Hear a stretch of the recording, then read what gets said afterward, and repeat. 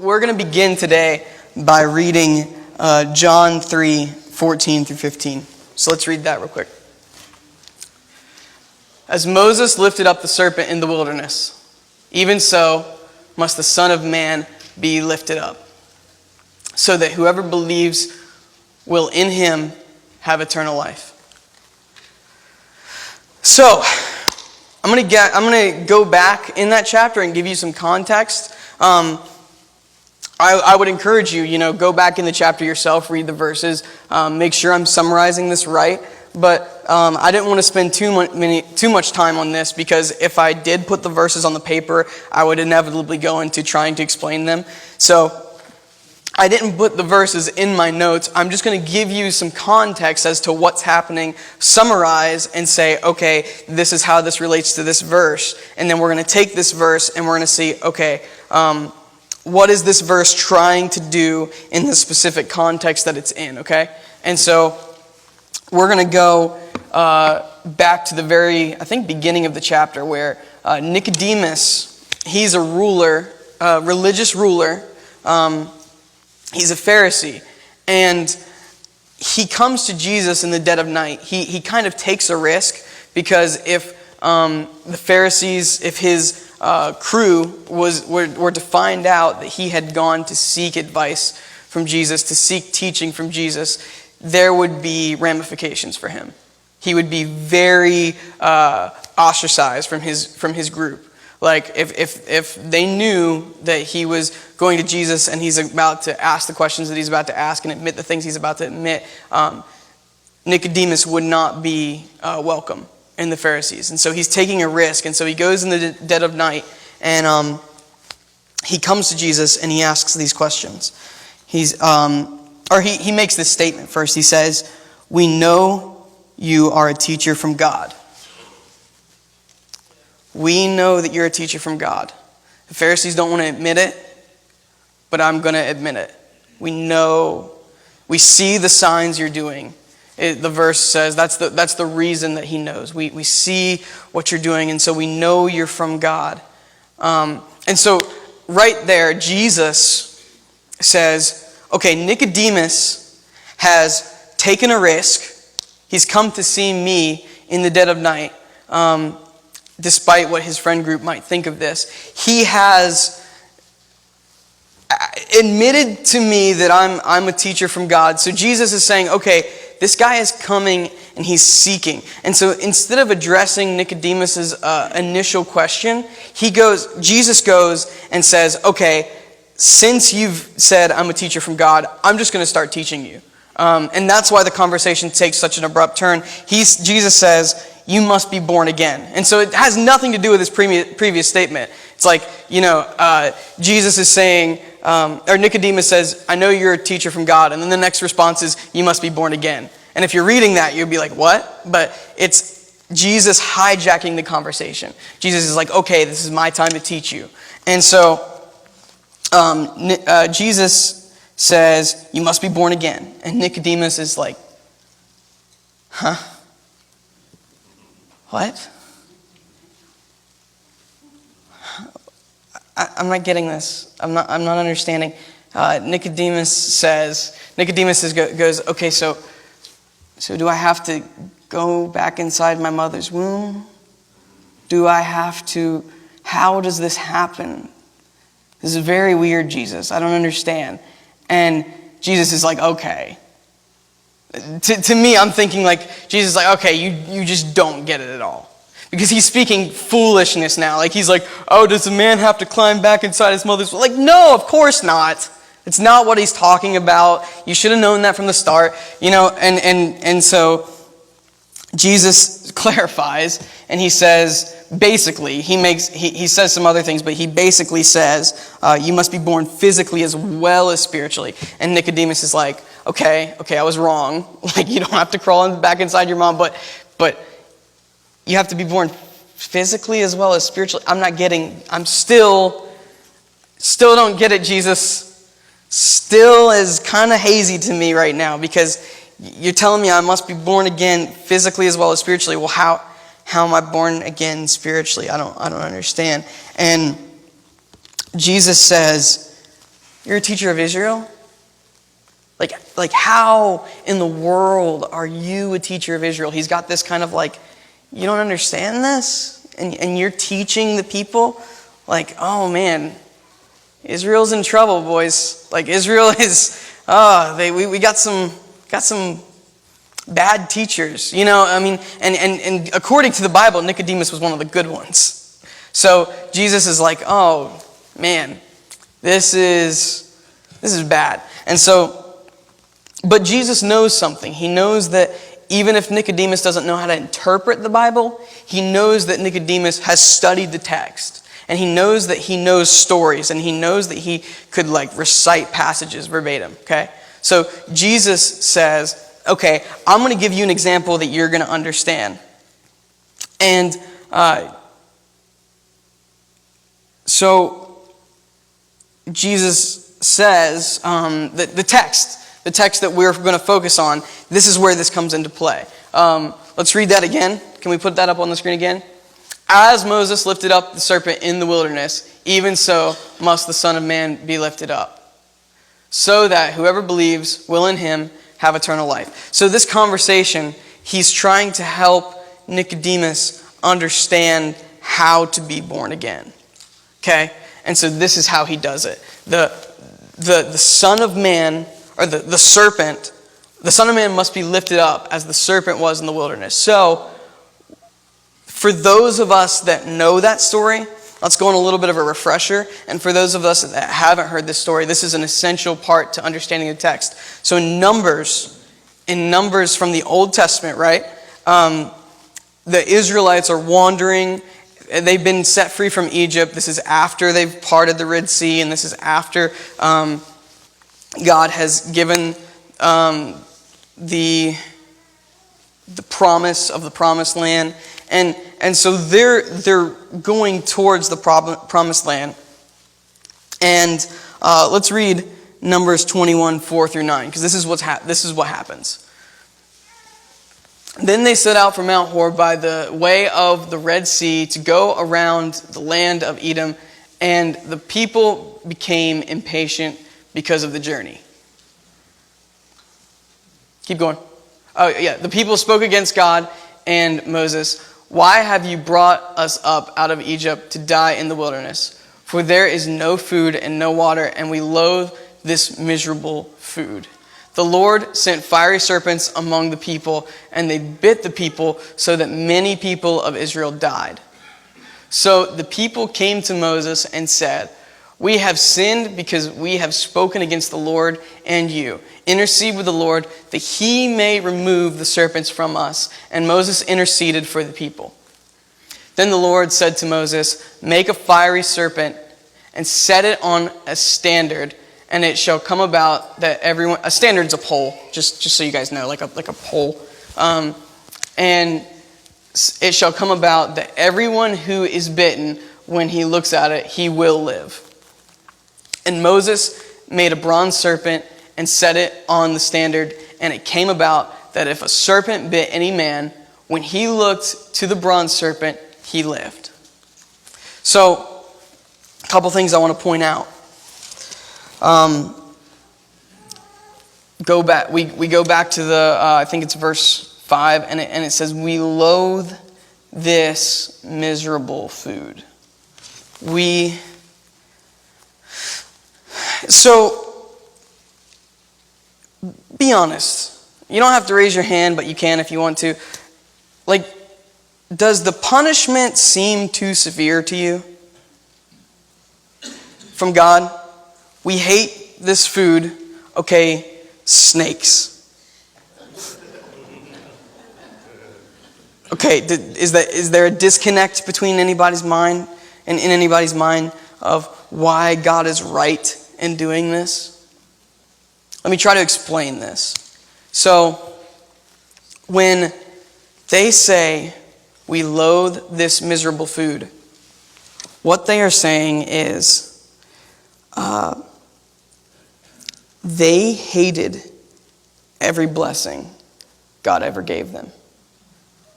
They complain time and time again and say, why did you bring us out of slavery in Egypt? And they say, why are you sustaining our life in the wilderness with this food? We want to go back to Egypt. Now, if this isn't clearing it up for you, if it still seems too severe, let me show you this. Jesus says in John 6:32 through 35. Do we have that? Jesus then said to them, "Truly, truly, I say to you, it is not Moses who has given you the bread out of heaven, but it is my Father who gives you the true bread out of heaven. For the bread of God is that which comes down out of heaven and gives life to the world." Then they said to him, "Lord, always give us this bread." Now watch this. Jesus said to them, "I am the bread of life." Jesus is manna. Jesus is being given to them in the wilderness. Life-sustaining power is being given to them in the wilderness. We loathe this miserable food. Arch blasphemy. It's not a little thing that they did. We hate you, God. That's what they were saying to him. And so, now that we get the severity of the situation, now that we understand that these people have trampled underfoot the Son of God, watch what happens. The snakes come and they bite the people. This was the just wrath of God. Justice. Okay? This was not your life struggles. This is not... the snakes are not your bad finances. The snakes are not your broken relationships. The snakes are the wrath of God upon you. Liken it to hell. Okay? And this is justice. But the people deserve death. Okay? But Moses intercedes for the children of Israel. They've basically gone up to this communion table and let's say it's full of elements, they just kicked it. They threw it on the ground, they stomped on it, they said, I hate this. Yet, they have an intercessor. Moses intercedes for the people. And God says, okay, make a snake. Make one. Put it on a pole.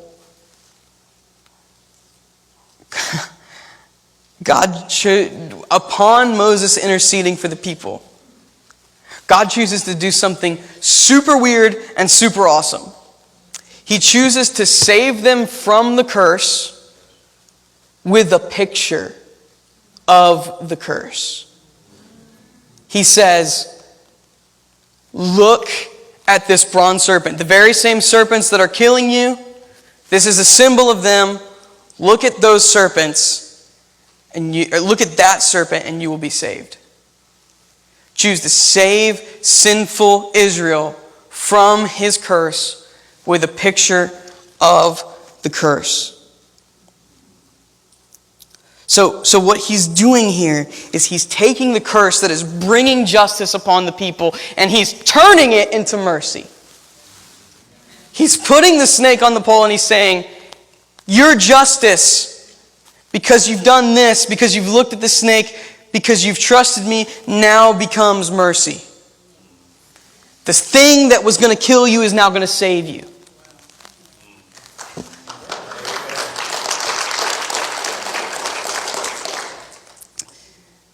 So, is this running any parallels for you?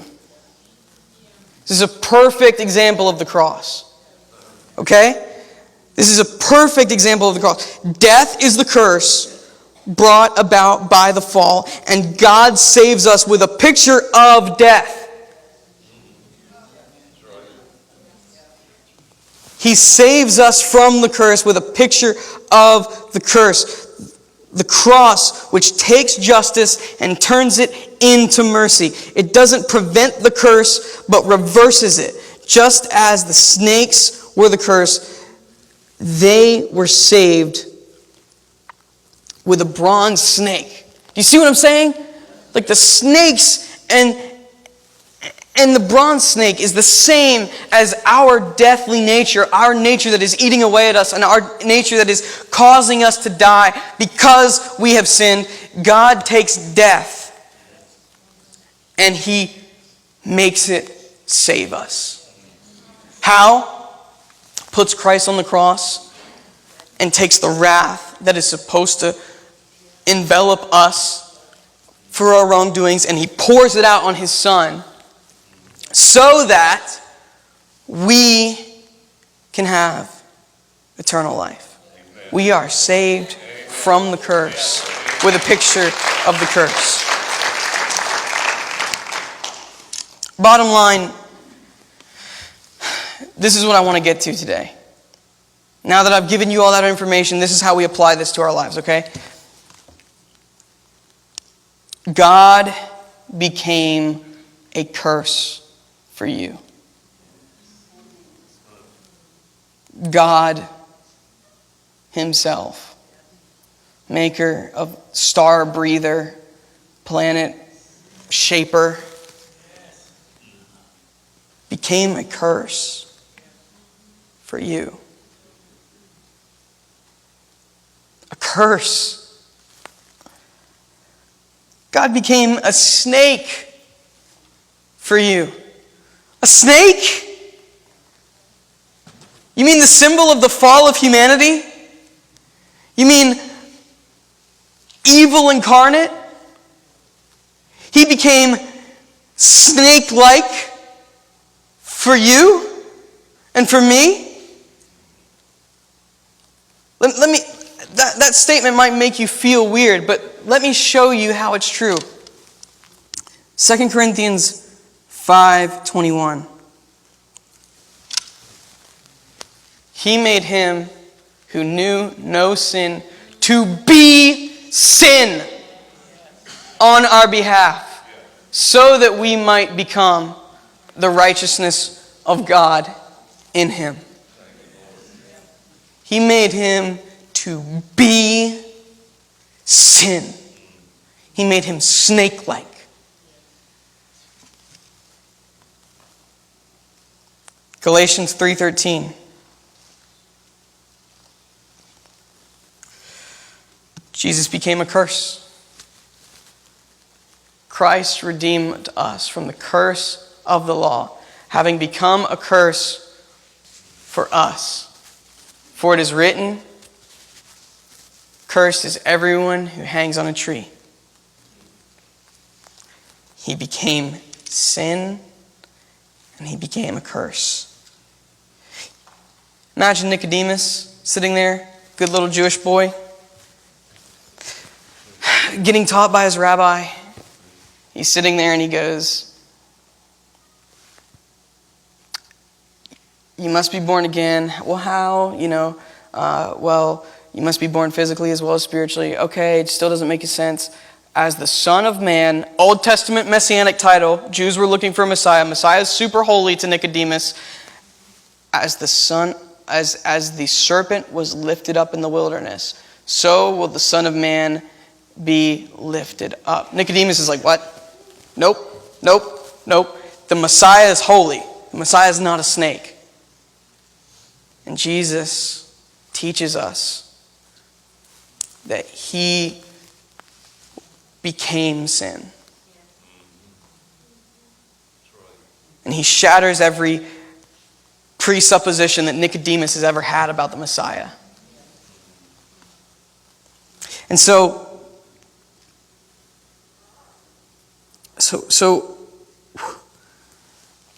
Are you guys getting this?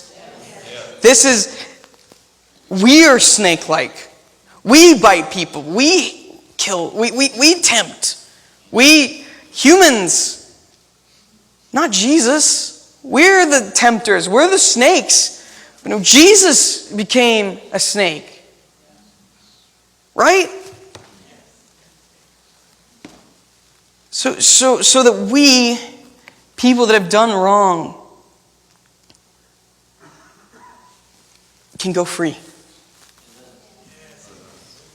So okay, now that we have all of that information, what do we do with it? To the non-Christian, to be saved, we believe and look at the cross. The cross and the resurrection of Jesus is the way to be saved. We look and we say, I believe that the wrath of God poured out on Jesus is enough to count me blameless. It's not that I'm doing good now. It's not that I'm doing good works. It's that I'm going to mess up, and when I do mess up, the cross is going to be enough to cover me. And when I mess up, the cross, when I look at it, will be enough to make me better. It's not a pull yourself up by your bootstraps theology. It's a you can't do it no matter how hard you try theology. And so, to the non-Christian, look at the curse, look at the sin on the cross, look at your sin, be moved, and be saved. That's the application for this text for the non-Christian. For the Christian, to increase in holiness, we believe and look at the cross. To increase in holiness, I'm struggling with blank. Look at the cross. I'm struggling with depression. I'm struggling with anxiety. I'm struggling with lust. I'm struggling with pride. I'm struggling with anything that you can think of. The cross has your answer. You don't have the right to be prideful anymore because you were so bad that somebody had to die so that you could go free. You don't have the right to be down on yourself anymore because someone loved you so much that he died for you. And so we have the greatest instrument to do better right there in the Bible. It's like what every story's about.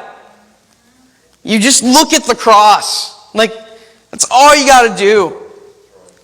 And another application for the Christian, to witness to unbelievers, we tell them to believe and look at the cross.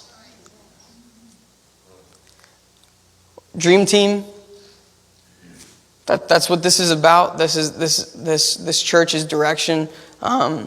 Getting more people involved in volunteering. What is volunteering about? It's about reaching our community with the love of Jesus, to glorify Jesus.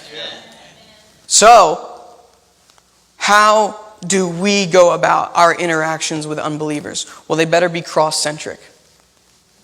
They better center around the cross.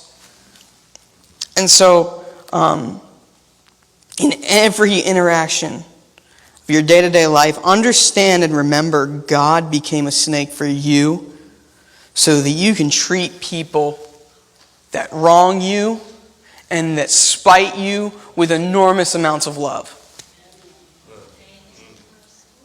Look, there's been a lot that's gone on in this, just in the community for so long. And people talk, and people, we have a tendency to think,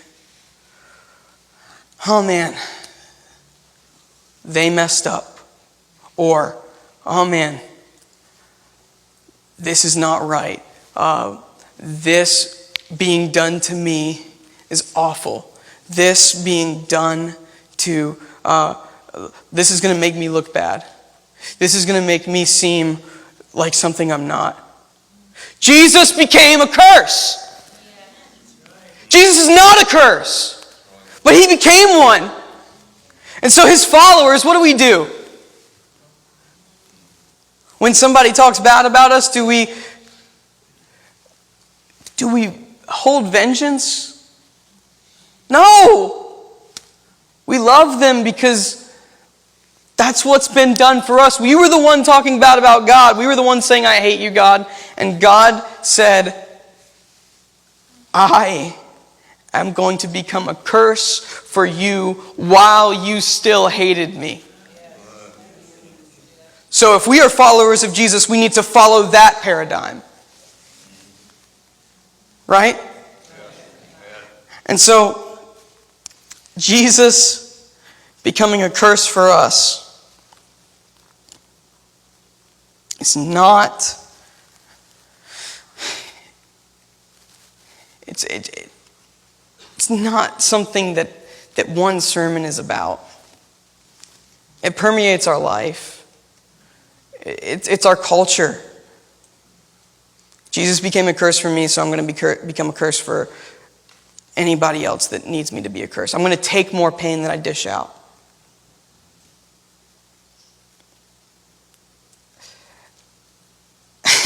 when I was telling what I was going to do, you guys can come up. When I was telling my dad what I was going to do for this sermon, he was like, man, you gonna end it there? He's like, that sounds really down and out. Like, okay, we become a curse. Like, we become a curse, and we should just let injustice roll off of us because Jesus did. Okay, so, what do I get out of this? Like, kind of like, what's my reward? Like, what's the goal? Why do we do this? Why is it good for us to do this? Why do we experience joy by doing this? Why is this not a chore? Okay? Why is this not a chore? I'll tell you why it's not a chore. We get to see Christ. We get to see Jesus. When we follow in his footsteps and we prove ourselves people of God, there will be a day where we look at him and he'll say, well done. And that's all I need. That is all I need. Because the approval of Christ means my character is righteous. It means I'm where I need to be. It means I'm not a God hater anymore. Do you see what good news this is? That Jesus showed us how to become like him through the cross.